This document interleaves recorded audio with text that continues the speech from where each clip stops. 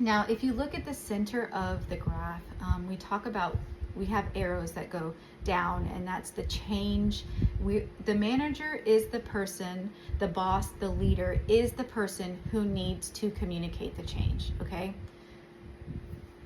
There's no question about that, okay? If you are going to try to get your formal leaders to go out there and introduce the change, I'm very sorry, but that makes you a coward, okay? They don't deserve that, all right? You have to be the one that's going to go out there and give the change as the leader of the department, group, whatever. You're going to go provide that change, okay? Because when you do, you're going to give them the opportunity to ask questions, and you're going to be able to answer the questions to the best of your ability.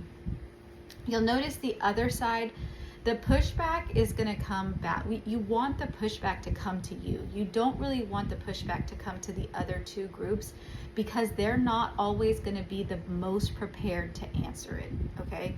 Even your formal leaders, you might have prepped them, you might have had separate conversations with them, but you cannot prep a person enough. If they're not the instigators of that change, they will never have enough answers, and all they can really do is say, you know what, that's a great question, let me get it back up to the person that it needs to be. And that's an appropriate thing, but it's just not, it shouldn't be your first line. It should be second, third, fourth, fifth line.